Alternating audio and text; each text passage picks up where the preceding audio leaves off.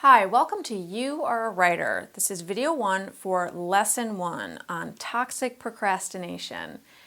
Before we get started on that, I just want to say some of you may have done other video courses that I've put out, and you'll know that in some of my video courses I say, oh, it's okay to jump around, you can cherry pick, skim where you want to, do whatever feels best to you.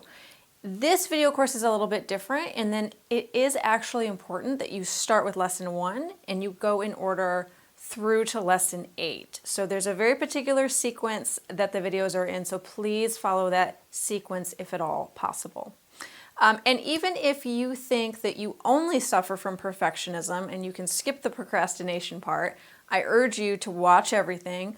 And same thing, if you only think you suffer from procrastination and you feel like you can skip the perfectionism part, I still urge you to watch everything because the two problems are really interlinked and there's a lot of similarities between the two, and they tend to have the same big, gnarly, ugly roots at the bottom of it. So, if you're just starting out in this video course, do them in order, watch them all, no matter what your problems. That's the gist of it. Okay, so in this video, lesson 1, video 1, we are going to be talking about toxic procrastination. So first we're going to define what toxic procrastination is. Because when most people think of procrastination, they only think that there's one form of procrastination, and it seems pretty obvious to them. And that's the form that all people really deal with. I call it natural procrastination. It's basically when you know you need to do something, but you don't want to do it. So you put it off, right? So that might be running errands, taking a package to the post office, getting your taxes done, having maybe kind of like a difficult conversation with a friend, right? Something that's like a low to medium grade difficulty where you just need to give yourself a little bump to get it done. And if you don't give yourself that little bump, you're just going to keep putting it off. And some whole areas fall into this natural procrastination. A really common one for people is exercise, right? We all know that we should exercise more. We may even want to exercise more. But when it comes time to actually, get on the elliptical machine or do the push-ups, that sort of natural procrastination comes in of like, oh, I don't want to, I'm really comfortable on the couch, or I'm really tired, I don't want to do it, right? So that is the form of procrastination that everybody is familiar with. And I call that natural procrastination. Every human being experiences it. It's not really abnormal, and there's nothing wrong with you if you experience it. What we are going to be talking about in this video course, however, is a very different kind of procrastination. And I call it toxic procrastination to differentiate it from natural procrastination. Toxic procrastination is something that many writers who are completely frozen and blocked in their attempts at writing, their pursuit of writing, experience frequently, weekly, daily, hourly. Toxic procrastination feels much different than natural procrastination. On the surface, it seems the same. I want to do this thing, I want to start my novel, I want to start my blog, I have so many ideas, I have so many story ideas, I want to start one of them, but I keep putting it off, and I'm not sure why, and I keep putting it off, and I keep putting it off. And I've tried schedules, and I've tried routines, and I've tried, a writing partner and accountability groups, and nothing's really working, and I'm trying all of these things. So on the surface, you can see how it seems like it's the same thing. I want to do this thing, but I'm putting it off. If we dig a little bit deeper, though, we see that it's not the same thing. With toxic procrastination, the person usually experiences a very deep sense of shame and guilt about it. There's a lot of misery and suffering that goes along with it. And usually the writer can't even talk about this misery or suffering, express it to other people, express it to themselves. They can't really convey it. And when they do, they often say oh, I feel like I'm being melodramatic, or I'm being theatrical, I'm making a mountain out of a molehill. It's not that big a deal. Why can't I just get myself started, right? It's my own fault. I just need to give myself a kick in the butt, and then I can get started on this project, and I don't know why I'm making such a big deal out of it, right? So the thing is, it actually is a very big deal. The misery and the suffering and the shame and the guilt, all of those really, really intense negative feelings, those are real. Those are entirely real, and they feel that intense and they feel that negative for a reason. Because toxic procrastination has a completely different energy around it than natural procrastination. Toxic procrastination, it's also chronic, it's debilitating, and it's progressive. So what does that mean? Chronic, debilitating, and progressive. It means that it gets worse over time. It means that as time goes on, like more and more layers are built up. It's sort of this eternal thing. It's this cycle that the writer is trapped in that they can't get out of. And it gets worse every time they go around the hamster wheel on it. And it's really hurtful to them. If you are still on the fence about, am I experiencing natural procrastination or am I actually experiencing toxic procrastination? Look at the energy charge around it. So with natural procrastination, you're going to feel relatively neutral, right? So say the task is to take a package to the post office. You really don't want to do it. You hate the post office. It's just a total pain, but you have to do it. So we're going to go on Wednesday. Wednesday came and went and you didn't go. With natural procrastination, you feel a twinge of guilt, right? You feel a twinge of upset sort of like an upset feeling with yourself. Like, oh, I really should have gone. Like, I'm so mad at myself. But you're able to bounce back from it relatively quickly. And you're like, okay, whatever. I'll go Friday. For sure, I'll go Friday. But overall, it's a neutral charge. It's a neutral energy charge. Toxic procrastination, on the other hand, when toxic procrastination comes into play, it's not a neutral energy charge. It's an energy charge that's full of fear. And that fear might manifest as anger with yourself, as I mentioned, shame or guilt, right? Even grief, if it's been so long, if it's been like 15 years that you haven't started your writing project, this book that you've always dreamed of writing, and you're sort of like grieving the time lost, the time wasted. A lot of people with toxic procrastination are very aware of how old they are and the years passing. And every birthday kind of feels like a jab in the gut to them. Like, oh my God, now I'm 40, now I'm 45, now I'm 50, now I'm 55. I still haven't started my book. There is this feeling of heaviness, this pit in the stomach, and this dread and this sadness, this really deep sorrow of like, I don't think I'm ever going to get this thing done, and I think I'm going to die with my work inside of me. You can see that's way, way more intense than I didn't go to the post office on Wednesday when I was supposed to and get that package out, right? So that's the difference. It's the energy around it. It's not actually the task at hand.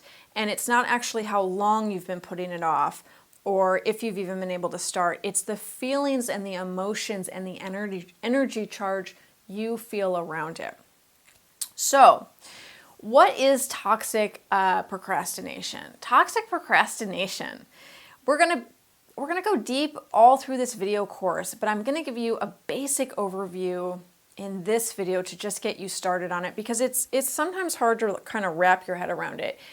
It's a deep underlying emotional issue. Usually, people with toxic procrastination struggle for many years thinking that it's time management. Or like they don't have enough time. Maybe they have kind of like a soul-sucking job and they're like, yeah, I can't ever get to my writing work because my job is so stressful and I'm burned out all the time. Or there are people in their lives who have a lot of drama and they're like, yeah, I've been taking care of all these other people and I can't get to them. So it can appear on the surface to be a time management problem. A lot of times people with toxic procrastination say, I need to know more before I can start. I need to be an expert. I need to read more writing guides. I need to attend more writing classes. I need to do more before I can even start my work, right? So it's not a question of me avoiding something. It's not an emotional issue. It's that I logistically need to know more. These are all actually illusions. I don't want to say excuses because people with toxic procrastination really, really struggle with shame and guilt. And they already are telling themselves like, you're lazy, you make excuses for yourself. So I don't want to say these are excuses. I will say they are illusions in your mind. They are illusions that your mind is feeding you to give you a reason not to start the work. The emotional issue is that it's an emotional avoidance pattern. The person is actually terror-stricken at the thought of self-expression. So I want to repeat that again, and if you're taking notes while you're watching these videos, this is something to write down. People with toxic procrastination have a terror of self-expression. It's not just a fear. It's not just a little bit of anxiety. It's a very deeply rooted terror that if they self-express, something really bad will happen. So this also manifests as indecisiveness. And you can see this if you're a person with toxic procrastination, you probably also have a lot of trouble making decisions. And again, it's not the normal trouble people have making decisions. It's not like, oh, there's so many good things on the menu, I just really don't know what to pick. It all looks so good, right? Or I just tend to take a long time and think about things before I make my decision because I want to be really sure. It's not that kind of thing. Again, we look at the energy. People with toxic procrastination, when they have trouble making decisions, it manifests as almost like a panic inside. They are so afraid that they are going to make the wrong decision. They are so afraid that they're going to mess up. They're going to make a mistake, right? And it usually comes out, if we dig a little bit deeper, that they're afraid of displeasing somebody around them. You know, they want to make every decision in their life a decision that pleases everybody around them, which is impossible. But they tend to really be indecisive, or they'll make decisions, they'll go back on them, they don't really feel solid in their decisions. Kind of like no matter what decision they make, they're not going to be happy with it. They flip-flop around a lot. Or sometimes they just don't make the decision at all.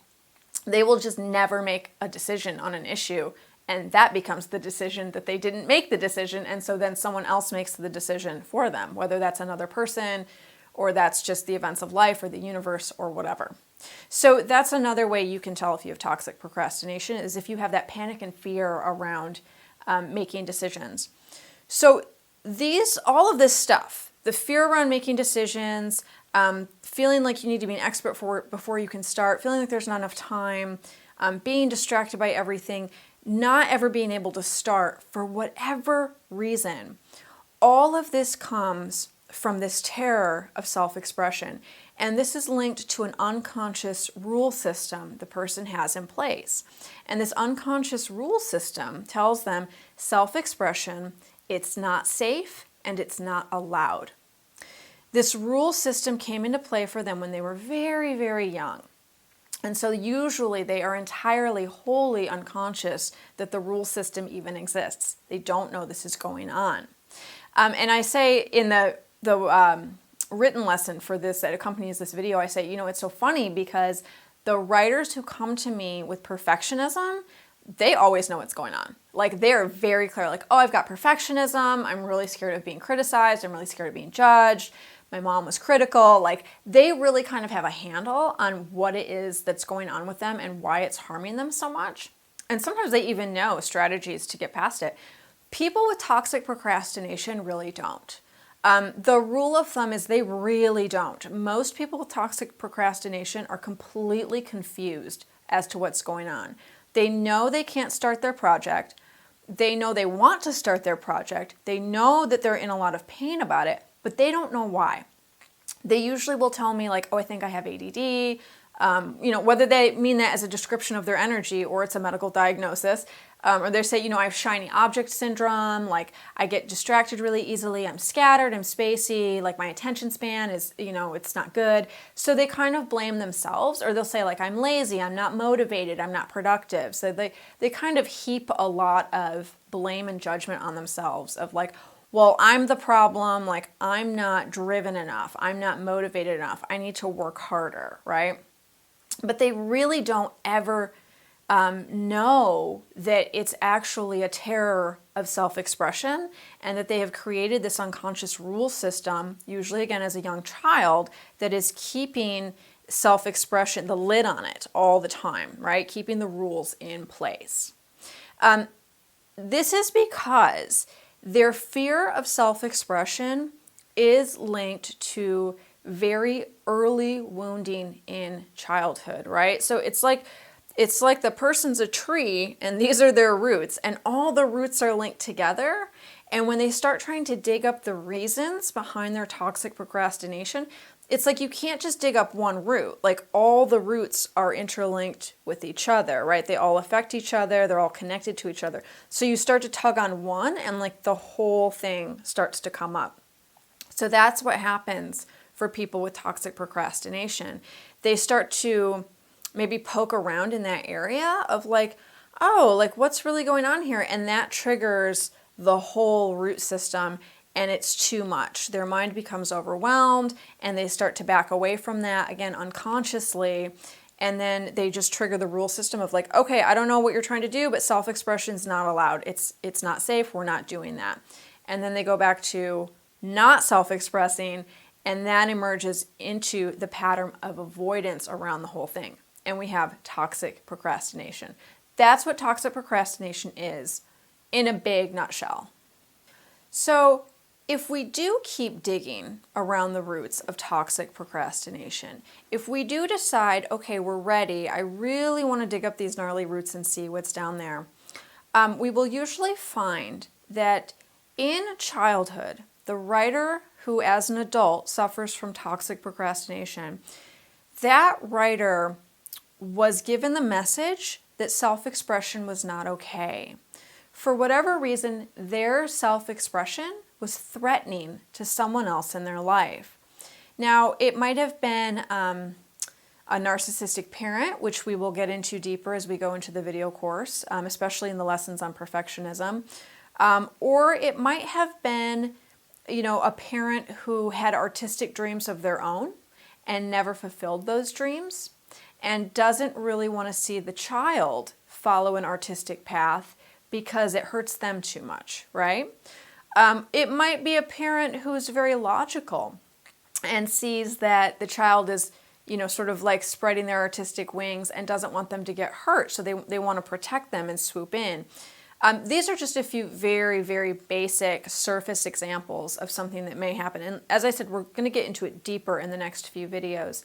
But for whatever reason, the child's self-expression was threatening to someone else, usually a caregiver or parent in the home. So at some point, very young, that child realized, oh, it's not safe for me to self-express. People don't like it when I do that.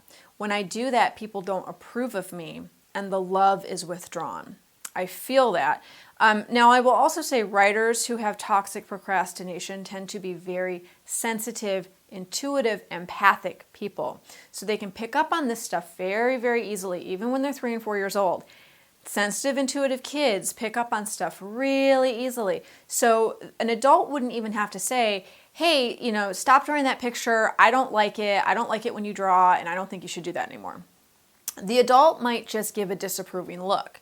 Or the adult might, really quickly shuffle the papers up and put them away every time the kid starts to draw.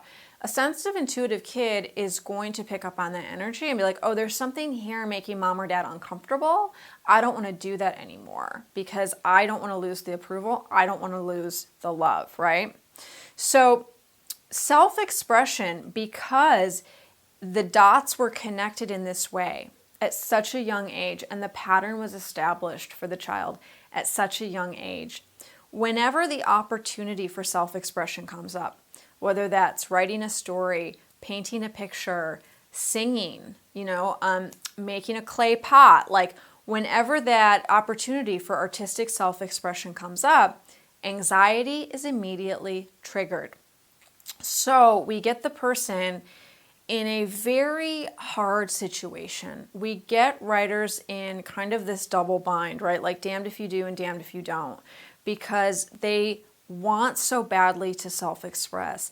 They need so badly to self-express. Self-expression for writers and artists is like oxygen. It's like food. It is nourishment. It's essential nourishment. It's not a luxury, right? We need it.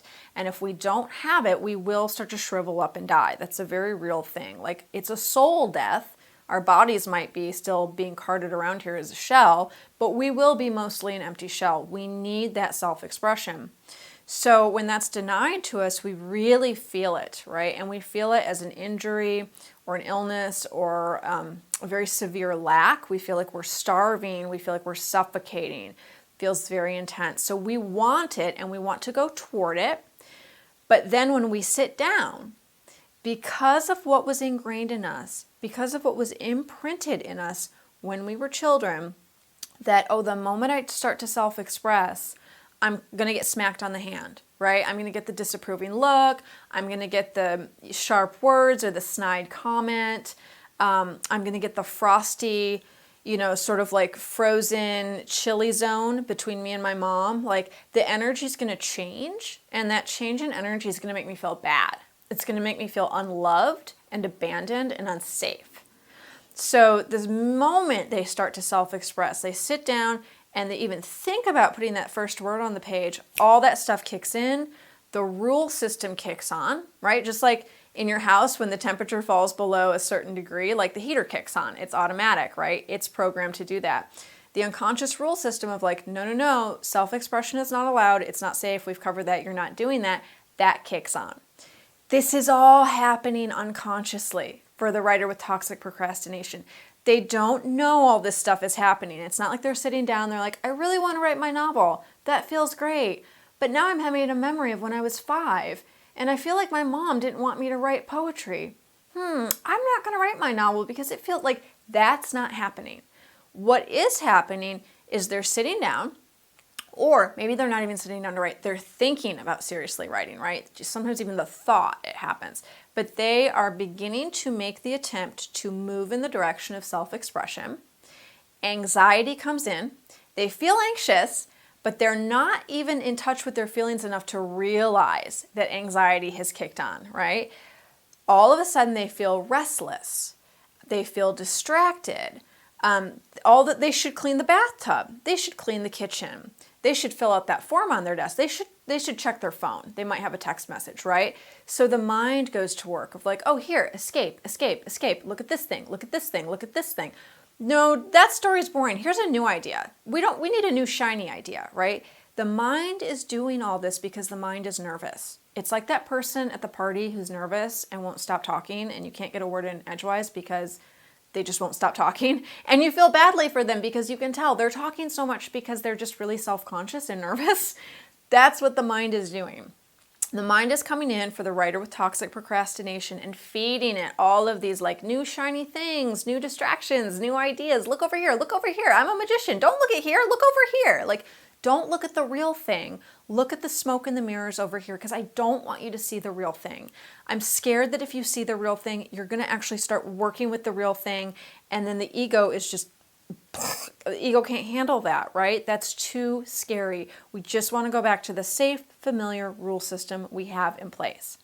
So the writer with toxic procrastination picks up their cell phone, checks their text messages, jumps on the internet, ends up on YouTube.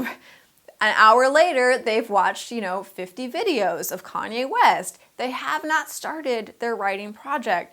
And then when they realize, oh, I did it again, like I had sort of this juicy, bubbly feeling of wanting to start. And then I don't know what happened. I got distracted, or something else came up, or I just couldn't do it. And now the shame and guilt settle in again. And now we go into the negative self-talk of, I suck, I'm never going to start this, I don't know why I'm kidding myself, I'm never going to be a writer, what's wrong with me? And then we're in the cycle with the inner critic, right? And it just spirals out from there, really. And people with toxic procrastination can go very, very deep into this black hole very quickly. It's not this light like, oh, wow, guess I didn't do it again. It's a very intense negative feeling of self-loathing or self-hatred even at times. So this is toxic procrastination, a basic overview of it. Now, as I said in the beginning of the video, even if you are convinced that you only suffer from perfectionism, I do urge you to work with some of the material on toxic procrastination. because they are so closely linked. They do manifest in different ways, but the underlying emotional issues and the underlying emotional wounding that is the root of both toxic procrastination and crippling perfectionism, they're the same root. It's the same kind of wounds, right? So if you can learn how to work with one, that will only help you when you tackle the other. It really will. So in our next video, we're going to go deeper into toxic procrastination. We're going to actually talk about some of the more layered and complex examples of what actually happens in childhood that causes this. And much of this is based on what I've seen with clients. In my classes, clients I've coached one-on-one, the same pattern has emerged over and over for people with toxic procrastination. We're going to go deeper into that, and we're also going to talk about how to start to uncover those wounds. As I mentioned in this video, so much of this is unconscious, and so much of it, the writer is actually in a state of denial. They don't know what's going on, and then when they start to poke around in that area, their ego very quickly shoves them away, and it's like, nothing's wrong at all. You just get distracted easily. That's all it is, right? So there's that state of denial that we need to overcome as well. And if we can really look at the kinds of wounds that this stuff stems from, and the kinds of childhoods we had, our past experiences, our relationships, our parents, all of that stuff, if we can bring increased awareness to that and look at it with a new perspective, we can start to see what's really going on. And that need for the denial of the problem will fall away because it won't feel so scary anymore. It will feel scary in the beginning. It always does. But the more knowledge we can uncover and the more puzzle pieces you can put together of like, oh, aha, I get it. This fits with this, and this fits with my dad, and that fits with why I couldn't finish that novel. Like, it's all going to start coming together, and it's all going to get better. But we have to go deep into the tunnel, and that's usually back into our past, and clear a lot of stuff, release a lot of stuff, see a lot of stuff for what it is, and then that denial will start to fall away. The unconsciousness will start to fall away. And that's really what we're going to be doing in this entire video course. We are bringing conscious light to the darkness of what has remained in the unconscious. And through doing that, we're going to slowly get to where we want to go. So our next lesson is going to be Toxic Procrastination, Part 2. Before you do that one, in the written lesson that accompanies this video, there are some journaling exercises. I do urge you to do those exercises. As I say in the notes, if you feel a big reaction while you are journaling, if your body gets tight, if your throat gets constricted, or you feel a pit in your stomach, headache, any sort of bodily response that your body is telling you, hey, this is too much right now, I'm overwhelmed, I need to slow down, that's totally fine. The goal of this course is not to push yourself harder or be more productive. It is to gently work with what's going on and gently accept what's going on with you wherever you are in whatever moment as being okay. So if you have a body reaction of like, oh, I feel like I'm going to burst into tears, I can't do this, step away from it. You don't have to do all the questions, all at once. And in fact, if the questions are too overwhelming for you, just go through and do the videos and read the lessons and then come back to the questions later. I do urge you to do the questions though at some point because they will be really helpful. Okay, I will see all of you in the next lesson, Toxic Procrastination, Part 2.